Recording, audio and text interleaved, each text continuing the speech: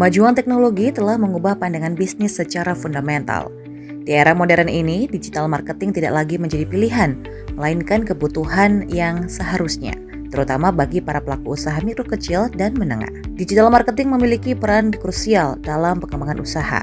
Tujuannya adalah untuk meningkatkan literasi digital, memperluas jangkauan pemasaran, melakukan transformasi teknik pemasaran, dan akhirnya meningkatkan pendapatan melalui teknologi. Halo pemirsa, senang sekali saya Belinda Mada dapat menyapa Anda dalam program Momenta.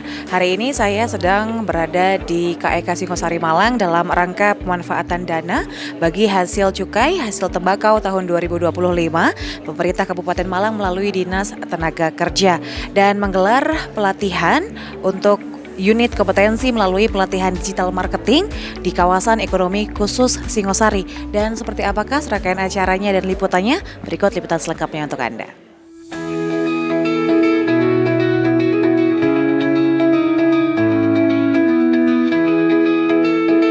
Upaya peningkatan keterampilan di era digital terus dilakukan oleh pemerintah daerah.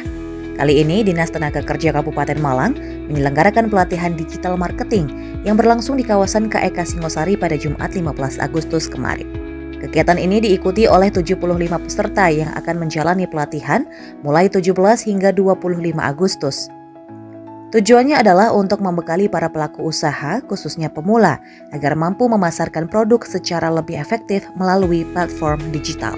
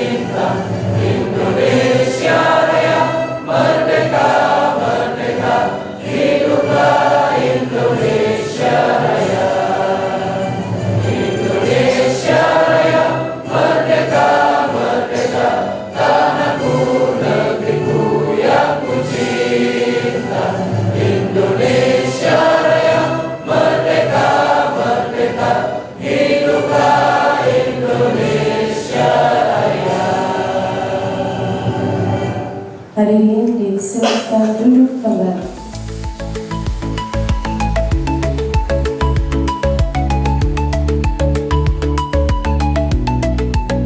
Acara dibuka dengan laporan kegiatan oleh Sri Mahanani Rahayu selaku Kepala Bidang Pelatihan dan Produktivitas Tenaga Kerja. Dalam laporannya, ia menyampaikan bahwa program ini diharapkan bisa menjadi solusi untuk meningkatkan keterampilan sekaligus membuka lapangan pekerjaan baru bagi masyarakat. Kepala Dinas Tenaga Kerja Kabupaten Malang yang kali ini diwakili oleh Bapak Sekdi, Bapak Muhammad Kacoyo SDMT, yang kami hormati Bapak Agus Nur Aji, Operasional KEK, yang mempunyai tempat ini Pak untuk pelatihan adik-adik. Yang kami banggakan para narasumber yang juga sudah rawuh dari teman kejaksaan Bapak Ari Kuswani dan dari Dinas Koperasi Ibu Indah Sulistiowati SDMT dan instruktur LPK Insan Kreatif serta para hadirin peserta pelatihan yang kami banggakan. Sholawat dan salam senantiasa kita haturkan kepada junjungan kita Nabi besar Muhammad Shallallahu Alaihi Wasallam yang telah memberikan suri teladan kepada kita semua. Hadirin yang berbahagia, pada kesempatan yang baik ini. Izinkan saya menyampaikan ucapan terima kasih dan selamat datang kepada Bapak Ibu Saudara sekalian serta para peserta pelatihan. Terima kasih karena di sela-sela kesibukan masing-masing dapat meluangkan waktu untuk mengikuti kegiatan ini. Melalui kesempatan ini, perkenan saya menyampaikan laporan pelaksanaan pelatihan berdasarkan kompetensi melalui pelatihan digital adalah sebagai berikut. Pertama, dasar pelaksanaan Undang-Undang Nomor 13 Tahun 2003 tentang Ketenagakerjaan. Yang kedua, Peraturan Menteri Keuangan Nomor 72 Tahun 2024 tentang penggunaan, pemantauan dan evaluasi dana bagi hasil cukai hasil tembakau. Ketiga, Peraturan Menteri Tenagakerja dan Transmigrasi Nomor 8 Tahun 2014 tentang pedoman penyelenggaraan pelatihan berbasis kompetensi. Yang keempat, dokumen pelaksanaan perubahan anggaran SKPD tahun 2025 Dinas Tenaga Kerja Kabupaten Malang DPPA tanggal 27 Maret tahun 2025. Pelatihan ini bertujuan untuk membekali para peserta dengan keterampilan praktis di bidang pemasaran digital agar mampu bersaing di pasar maupun merintis usaha secara mandiri. Kami berharap keahlian yang diperoleh dari pelatihan ini dapat membuka jalan bagi peningkatan kesejahteraan pribadi, keluarga, dan masyarakat secara luas.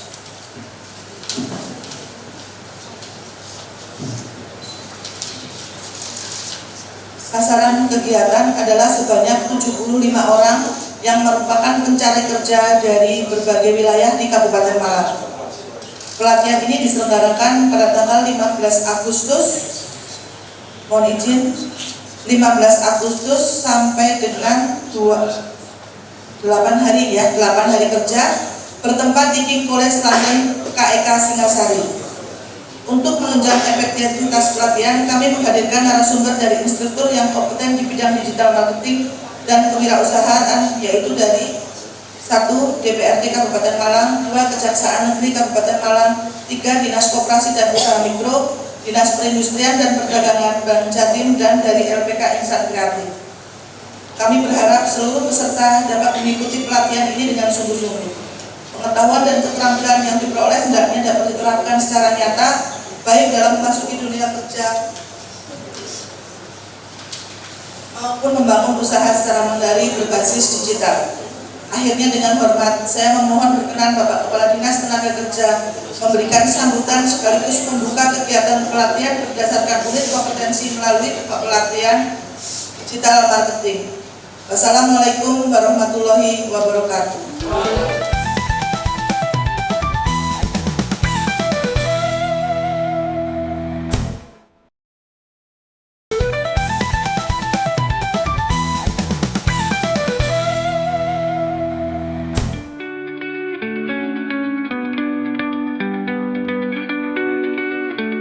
Acara kembali dilanjutkan dengan mendengarkan sambutan yang diberikan oleh Muslimin SPDMH selaku anggota DPRD Kabupaten Malang Komisi 4 yang menekankan pentingnya penguasaan digital marketing di era modern.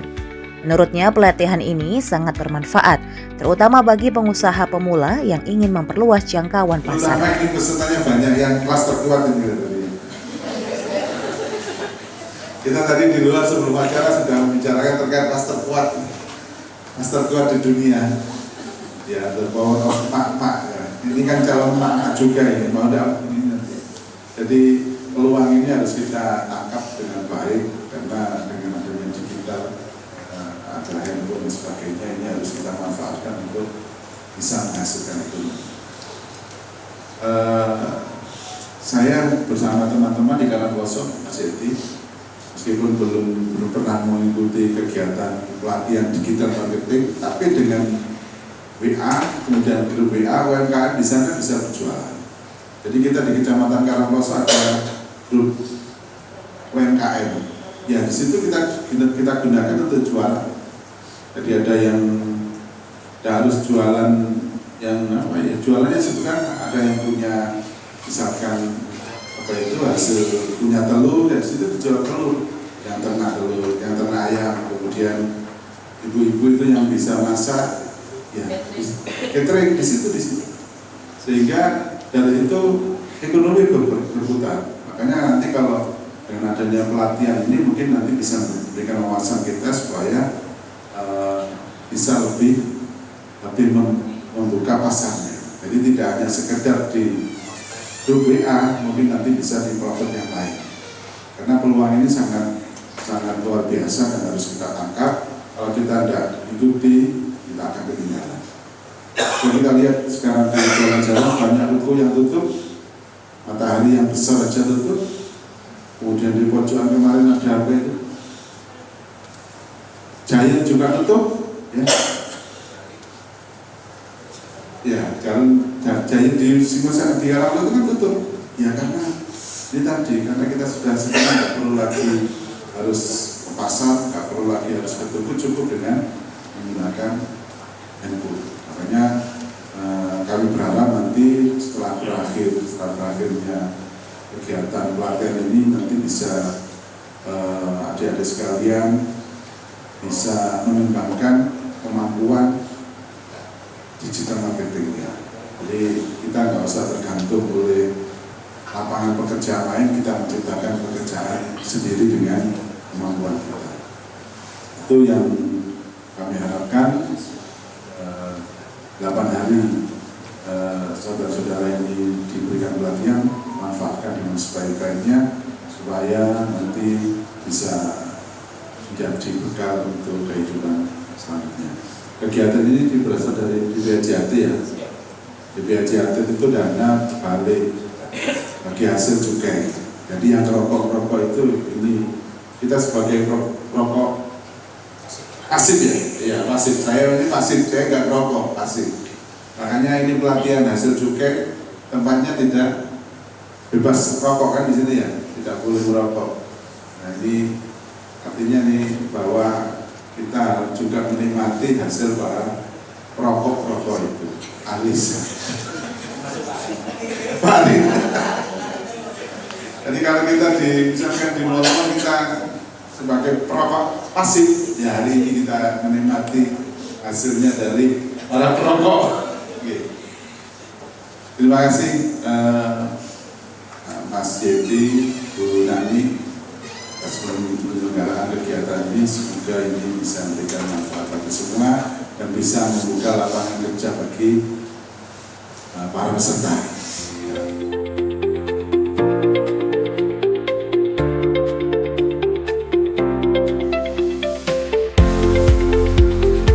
Selain itu, Sekretaris Dinas Tenaga Kerja Kabupaten Malang Muhammad Yekti Pracoyo STMT turut hadir mewakili Kepala Dinas Tenaga Kerja Kabupaten Malang yang kala itu berhalangan hadir untuk memberikan dukungan penuh terhadap pelaksanaan kegiatan ini serta membuka secara resmi kegiatan pelatihan. Yang muda-muda yang harusnya memiliki semangat untuk membawa Kabupaten Malang lebih baik di masa yang akan datang.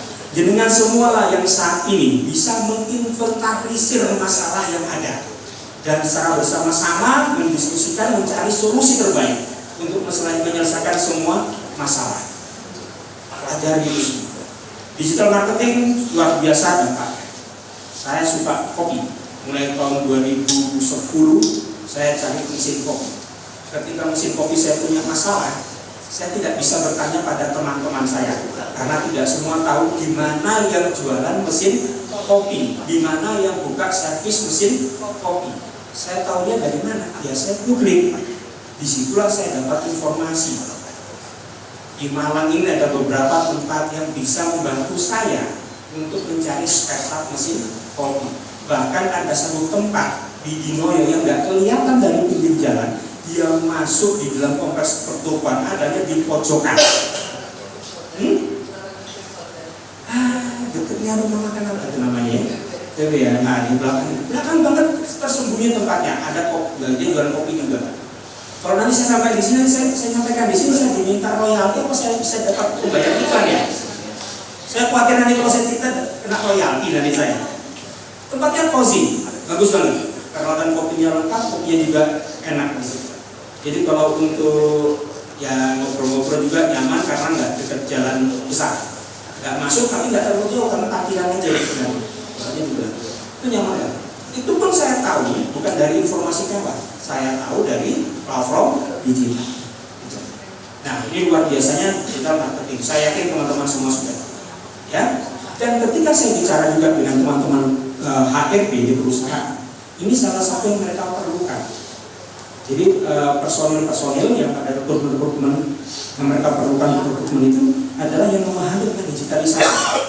Kalau Excel saya rasa biasa ya, kan sudah tahu semua kalau Excel ya, kayak mainan VLOOKUP itu bagaimana dan sebagainya sudah bukan hal yang baru. Nah, digital marketing inilah yang mereka cari. Kemampuan BKV-nya, digital visual, komunikasi visual itu digital komunikasi visual, terus kemudian digital marketing itu yang mereka cari. Karena masa depan ada di situ sebenarnya, bagaimana masyarakat produk mereka dengan baik. Nah, tolong teman-teman semua manfaatkan kesempatan ini dengan baik ya, jangan sia-siakan ya. Dan kemudian saya harap setelah pelatihan, monggo kita komunikasi lagi ya, monggo secara aktif dengan teman-teman di Disnaker, biar kita tahu sebenarnya yang diperlukan oleh teman-teman itu apa. Ya, karena saya yakin teman-teman semua yang ada di sini lebih tahu situasi yang dihadapi dibandingkan kami semua yang di dinas. Maka komunikasi itu penting. Ya. Hadirin yang saya banggakan, pelatihan ini kami laksanakan tidak hanya untuk menambah pengetahuan, tetapi juga sebagai upaya nyata dalam membekali para pencari kerja dengan keterampilan yang relevan dan dibutuhkan oleh dunia industri saat ini. Kami ingin agar para peserta tidak hanya menjadi pencari kerja yang pasif, tetapi menjadi individu yang siap bersaing, kreatif, dan mampu memanfaatkan peluang di dunia digital. Akhir kata, kami mengucapkan terima kasih atas kehadiran dan semangat para peserta. Ikutilah pelatihan ini dengan sungguh-sungguh, manfaatkan setiap materi yang diberikan, dan jangan ragu untuk bertanya serta berdiskusi. Semoga pelatihan ini memberikan manfaat yang nyata dan menjadi pintu pembuka menuju masa depan yang lebih baik. Dengan mengucap Bismillahirrahmanirrahim, pelatihan berdasarkan unit kompetensi melalui pelatihan digital marketing di King's College London KEK Singosari menyatakan resmi dibuka.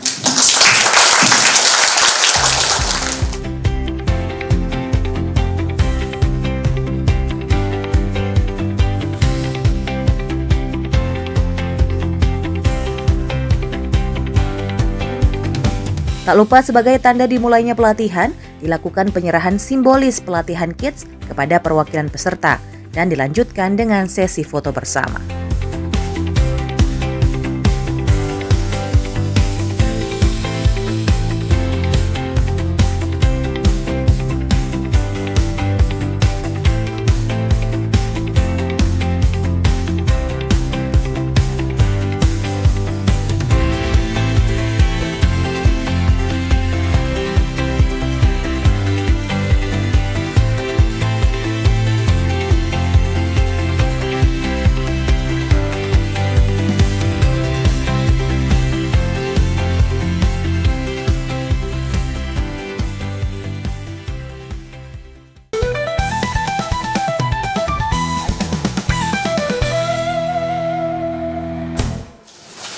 Yang berikutnya adalah transformasi teknik pemasaran. Nah, ini ya maksud pengembangannya adalah transformasi teknik pemasaran. Pelatihan ini tidak hanya diisi oleh jajaran Dinas Tenaga Kerja, melainkan juga menghadirkan sejumlah narasumber dari berbagai instansi. Narasumber tersebut antara lain dari Kejaksaan Negeri Kabupaten Malang, Dinas Koperasi, Dinas Perindustrian dan Perdagangan, serta Bank Jatim. Materi pertama diawali oleh Indah Sulistiawati STMSI selaku Sekretaris Dinas Koperasi dan Usaha Mikro Kabupaten Malang. Indah membawakan materi mengenai peran digital marketing dalam pengembangan usaha. Ia menyampaikan bahwa digital marketing penting karena memberikan akses pasar yang lebih luas tanpa batasan jarak dan waktu. Selain itu, digital marketing juga dapat meningkatkan brand awareness dan memungkinkan interaksi langsung dengan pelanggan melalui media sosial, chat, dan email. Pada kita, itu. Yang berikutnya, tantangan usaha mikro di era modern. Nah, ini sekarang itu banyak sekali usaha-usaha yang berkembang. Tentunya, misalnya membuat kue, donat. Donat ini sedang tren ya. Itu di mana-mana berkat. Kita harus berterima kasih berkat Bingkai Bambu. Nah, itu kita harus berterima kasih di usaha Bingkai Bambu untuk yang usaha donat. Saya punya beberapa, saya keliling di tempat Kabupaten Malang, karena juga saya mendampingi usaha mikro di Kabupaten Malang. Itu di Pagak, ada dari Pagak di sini. Ada di Pagak itu beliau itu bikin donat itu bagus sekali, bagus, cantik, enak. Itu langsung booming gara-gara pinggan mambu. Nah itu ada kalau istilahnya itu multiplier effect. Jadi dia yang diulas tapi semuanya berimbas atau berefek pada pengusaha-pengusaha donat. Itu juga melalui digital. Kalau pinggan mambu itu tidak diulas oleh semua di review, itu nggak akan menjual donat atau yang membuat donat itu tidak akan dikenal orang karena dibanding-bandingkan yang ada saat ini. Itu berkat digital. Nah itu marketingnya, teknik marketingnya pinggan mambu kita juga nggak tahu. Yang jelas penjual donat berimbas dari review dari produk donatnya pinggan mambu. Ini tantangannya dalam persaingan semakin ketat, tidak hanya lokal tapi juga global. Seperti yang kita ketahui banyak sekali, misalnya satu donat saja banyak variasinya. Yaitu donat dengan topping glaze, terus coklat, ada lagi varian-varian lain yang ada isinya dan lain-lain. Itu yang harus dikembangkan, harus ditumbuhkan oleh teman-teman untuk memperluas variannya. Jadi tidak hanya itu saja, itu teknik untuk agar produk kita itu bisa dikenal, bisa masuk di masyarakat, di pasar masyarakat. Itu. Kemudian perubahan perilaku konsumen, lebih banyak belanja online.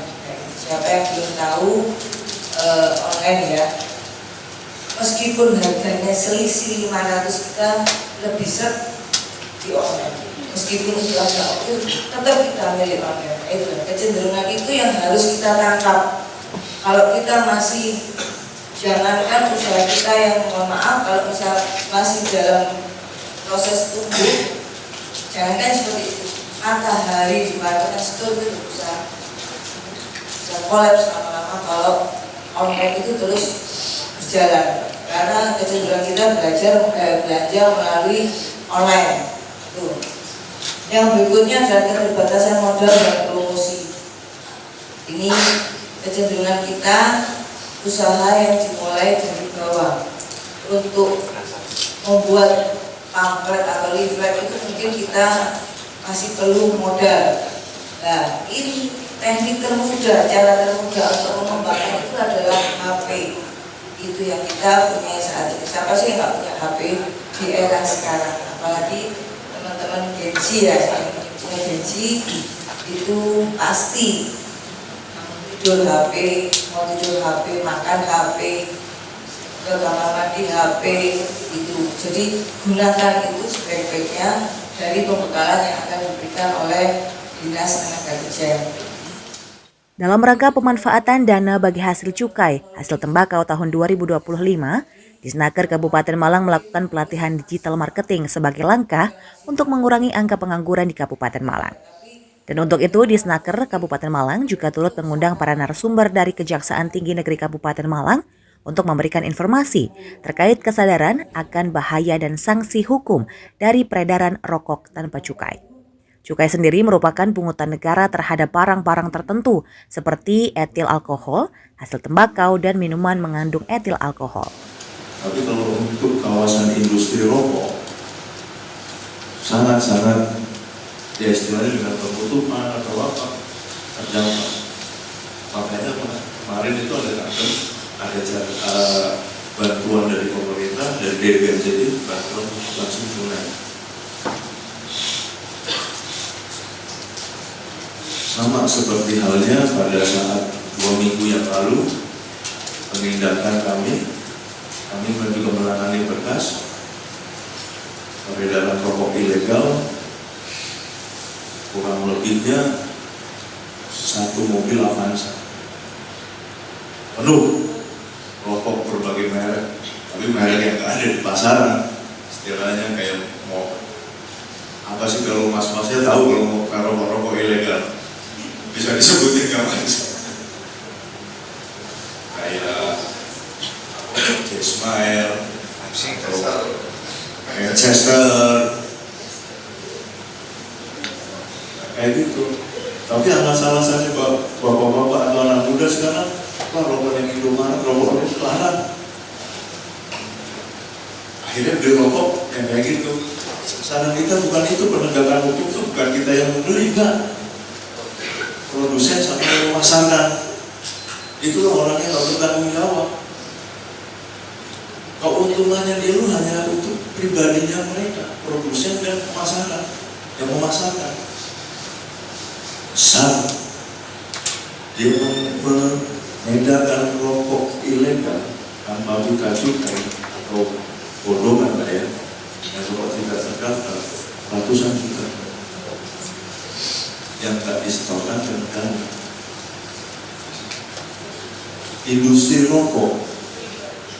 Industri rokok sah legal kena peredaran rokok ilegal mati. Kenapa Gudang Garam Kabupaten Kediri di 2025 ini pendapatannya merosot dan pengurangan buruh pabrik secara besar-besaran? Kediri Pak, gudang garam Bu, yang besarnya seperti itu, kesejahteraan buruhnya juga terjamin oleh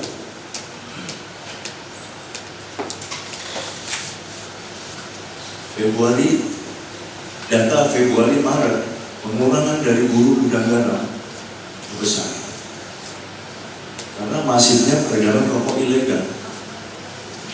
Gak ada peredaran rokok ilegal ini, gak ada Pak sumbangsinya kepada negara dalam bentuk cukai.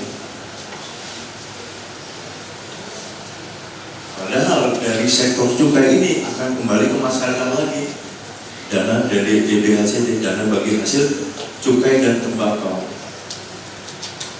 Tapi tidak terlepas, maksud saya begini, cukai itu tidak terlepas juga dari rokok dan ada juga dalam bentuk minuman. Kemarin penindakan yang terjadi 4 hari yang lalu Pak, rest area Singosari, tol Kabupaten Malang mau kemasukan 1 truk kontainer Arab Bali. Karena barang bukti ada di Jalan Jakarta, masih kita akan proses. Itulah alkohol, minuman alkohol berkandungan alkohol di atas 4% juga dikenakan cukai. Saya kenapa sih bilang begini? Karena Kabupaten Malang ini bangsa potensial. Kemudian kenapa sih Bea Cukai Kejaksaan, kemudian pemerintah Kabupaten Malang dengan pemerintah Kabupaten gencar sampai turun ke sini? Cuma satu, dengan adanya perolehan industri cukai yang besar ini, jangan sampai kalah dengan industri rokok ilegal.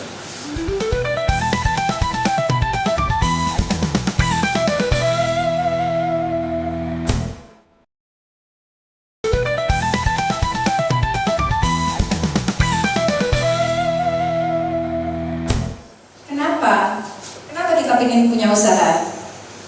Karena yakinlah kita yang punya usaha adalah pahlawan tanpa tanda jasa untuk keluarga, untuk masyarakat di sekitar kita. Dalam membangun sebuah usaha, legalitas seringkali dianggap sepele. Padahal legalitas merupakan unsur terpenting yang menjadi jati diri sebuah usaha. Legalitas adalah unsur yang melegalkan atau mengesahkan perusahaan di mata hukum dan masyarakat. Untuk usaha dengan risiko rendah, perizinan yang dibutuhkan hanya nomor induk usaha. Sementara itu, produk makanan dan minuman, legalitas tambahan yang wajib dimiliki antara lain PIRT, sertifikat halal, dan merek. Lesti menjadi pemateri penutup dalam sesi pertama serangkaian acara pelatihan digital marketing oleh Disnaker Kabupaten Malang. Untuk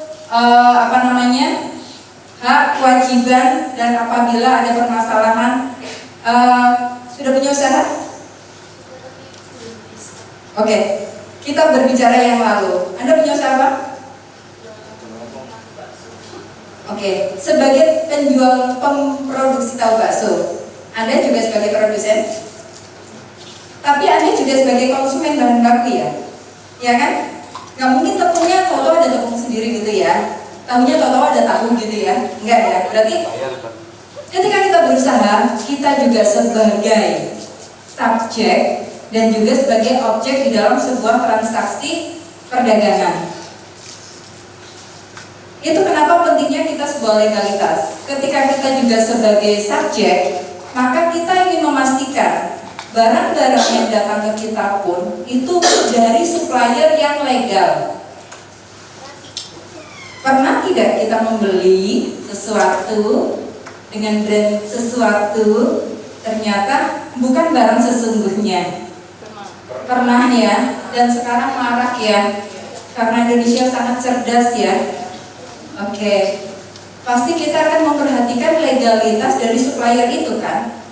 Mana nih BPOM, bener nggak ya? Oh, barcode-nya sama, asal pasang doang gitu kan. Benar nih, oh ini tepungnya dari apa ya? Kalau tepung apa sih biasanya? Boga-boga itu ya, Boga Sari. Bener gak nih? Oh, si kakak katanya ngaku-ngaku distributornya Boga Sari, ngaku-ngaku nih ya. Bener gak ya si kakak ini terdaftar di distributornya Boga Sari? Itu bisa ditelusuri. Begitu juga ketika nanti kakaknya mensuplai misalkan ke rumah sakit Tahuwaliknya, tuh jangan salah, Tahuwalik bisa ke Taiwan loh ya, bisa ke Hong Kong, bisa kemana, boleh. Itu pasti akan ditelusuri legalitasnya. Dan itu selain sebagai dasar, juga sebagai sarana pemasaran kita. Lanjut. Oke, tadi sudah diprolog tentang NIB. Yang sudah punya NIB dan berkenan maju ke depan, boleh kita discuss. Langsung aja, pengusaha kok. Oke, sudah punya NIB usahanya? Ya, sudah. Usahanya apa? Usahanya pentol edam selawang. Oke, produksi. Ya. Oke, boleh diceritakan dalam 1 menit NIB itu apa? Cara mengurusnya bagaimana? Mengurus sendiri atau lewat calo? Bayar? Jadi NIB adalah nomor induk usaha untuk usaha kita agar diakui di masyarakat lah, kayak punya identitas ya. Terus NIB-nya saya ngurus di teman saya Bu, dan itu gratis. Kayak kan kita ada komunitas BLL itu di Laut. Jadi siapa yang punya usaha nanti ditawarin gimana bikin NIB atau gitu. Oke. Di NIB-nya usahanya 1, 2, 3, 4. usahanya 1 pentol edam saja. Baru 1. Baru satu. Oke, karena sudah sharing, boleh memilih game dari saya. Terima kasih kakak. Oke, NIB nomor induk berusaha. Itu kalau kakaknya dibantu oleh temannya, jangan khawatir. Kalau kita belum punya teman, kita pun bisa mengurus sendiri. Semuanya secara online. Terbit NIB-nya juga secara online. Asalkan kita punya paket data, punya HP. Sekarang coba keluarkan HP. HP yang dibawa. Saya mau bilang HP kita tuh, ya kalau punya HP sendiri ya. Ya, dicabut dulu kak yang lagi dicas. Oke, sekarang coba bagi teman-teman yang sudah punya NIB gak apa-apa ya, kita ikuti supaya kita merefresh kembali bahwasanya NIB itu merupakan fasilitas sarana dari pemerintah pusat, di mana tujuannya adalah data semua pelaku usaha itu terpusat di pemerintah Republik Indonesia. Jadi servernya ini jadi satu di pusat. Kami cuma punya lihat doang, intip doang. Tapi server semuanya jadi satu di pusat.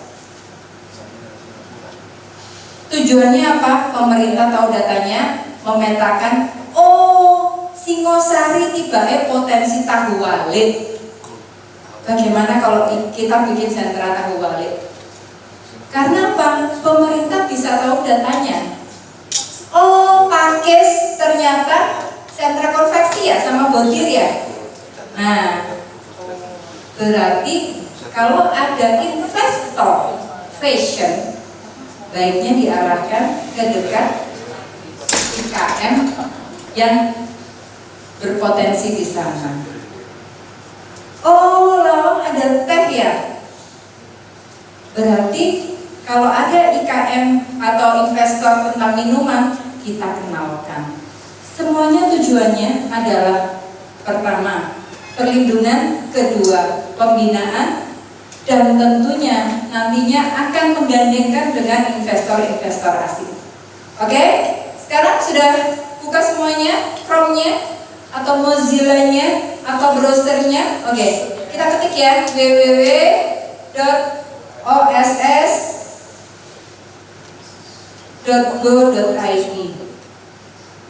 Mas Rizky, boleh dilanjut? Di sana kita memasukkan semua data-data yang kita perlukan untuk mengurus izin. Apapun jenis usahanya. Jangan punya usaha apa? Brownies, oke. Kakak siapa? Kakak Firda punya brownies. Misalkan bulan depan punya konveksi, boleh? Oke. Bulan depannya punya travel, boleh? Boleh. Terus bulan depannya punya apa lagi kak? Punya apotek, mau kak? Boleh? Boleh. Apakah bisa? Bisa. Selama fondasi kita tadi sudah menyiapkan untuk sekian tingkat, kita aman. Yang pertama brownies, apotek, apalagi tadi travel, sekolah, klinik, boleh. Di NIB demikian juga. Jadi secara bertahap kita bisa memasukkan jenis usahanya. Saat ini dulu apa? Nggak usah hitungan bulan, ganti minggu, mau nambah boleh, bisa. Dalam setahun nambah 10 boleh, katakan aja. Karena pemerintah sangat bersyukur kepada pelaku usaha yang terus mengembangkan usahanya. Secara tidak langsung melalui rekan-rekan pengusaha ini, kesejahteraan masyarakat Indonesia juga semakin terangkat.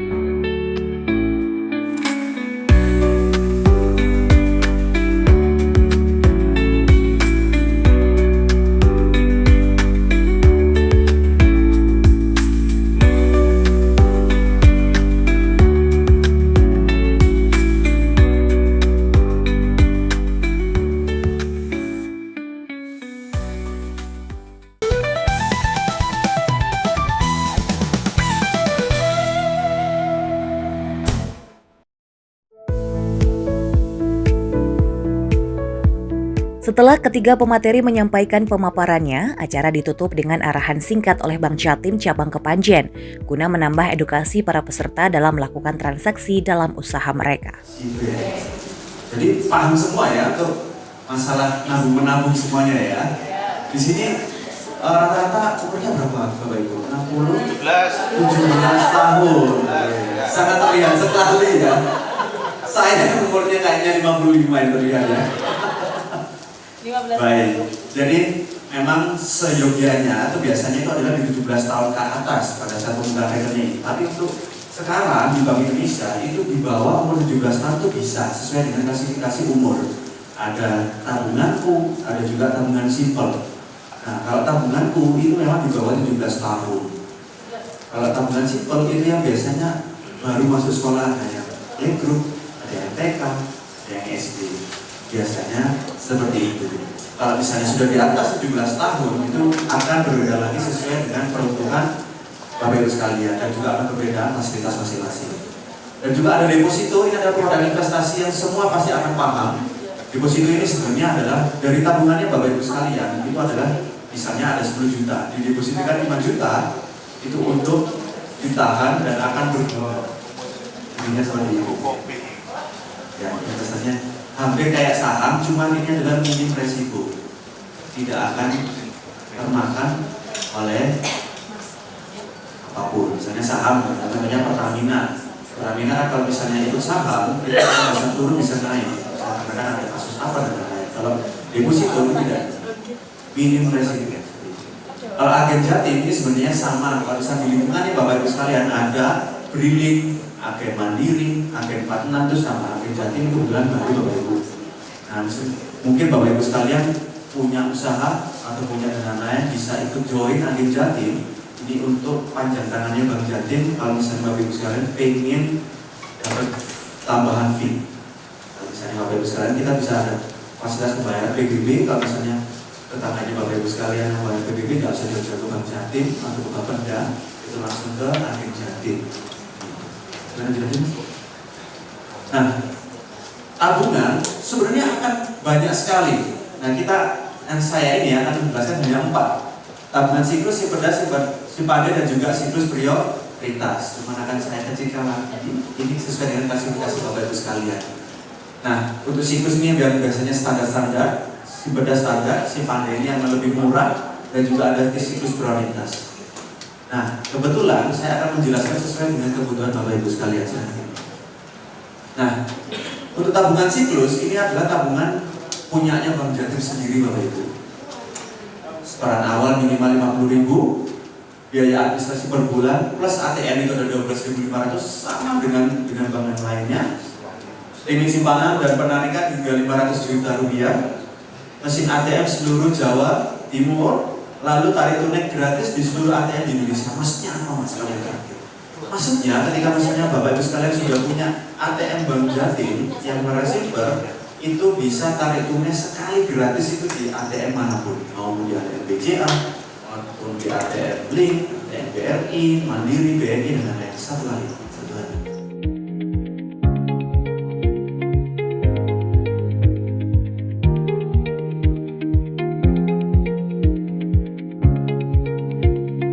Kita mengapresiasi karena kegiatan ini sangat memberikan manfaat bagi para tenaga kerja kita. Dengan adanya pelatihan digital marketing ini kita berharap nanti teman-teman minimal para peserta itu bisa membuka usaha sendiri dari rumah. Oh, kita siap support ya. Nanti kalau misalkan ini kan dananya dari DPAJAT, ini dari pusat. Kalau nanti misalkan nggak ada ya kita bantu dari APBD Pak. Karena kegiatan ini sangat baik sekali.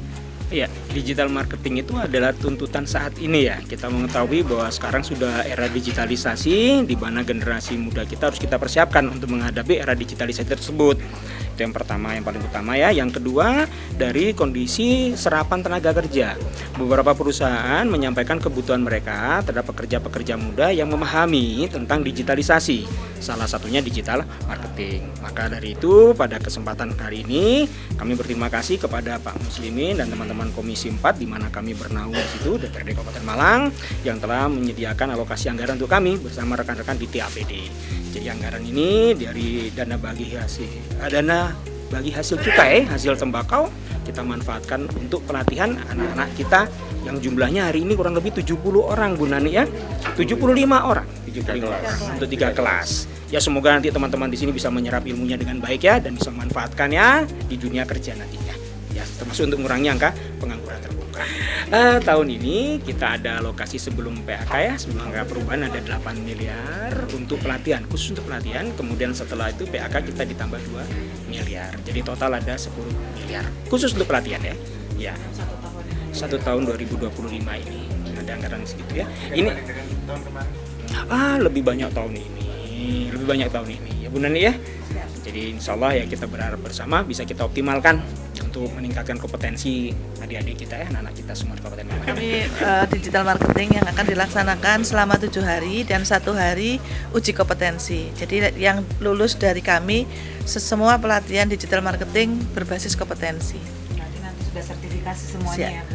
Sertifikasi dari BNSP, hari ke-8 kami melaksanakan ujian digital marketing. Kami bagi beberapa. Kemarin yang sudah dilaksanakan di tahap pertama untuk UMKM kami sudah melaksanakan. Yang sekarang sebagian pencaker yang lulusan sekolah dan kuliah, tapi juga banyak yang sudah mempunyai usaha juga. Jadi kami sudah melaksanakan itu. Jadi kami lininya banyak yang kami di targetnya. Ini yang untuk masyarakat pencakernya campur. Tapi kalau yang kemarin 2 kelas khusus untuk yang sudah mempunyai usaha. Berarti untuk batch-batchnya itu pesertanya udah masing-masing sendiri seperti itu? Siap. Ya. Akan ada berapa batch Bu untuk dalam setahun ini? 1 tahun ini 9. Ya. Berarti ini yang batch kedua berarti ya?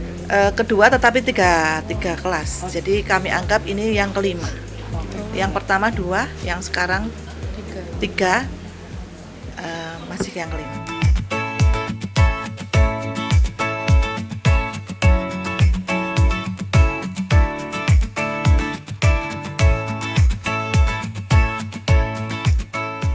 Pemirsa, tadi kita sudah saksikan bersama kegiatan pelatihan berdasarkan unit kompetensi melalui pelatihan digital marketing yang dilaksanakan oleh Dinas Tenaga Kerja Kabupaten Malang, dan diharapkan untuk kegiatan ini dapat menambah skill para peserta dan juga menciptakan lapangan baru untuk para peserta.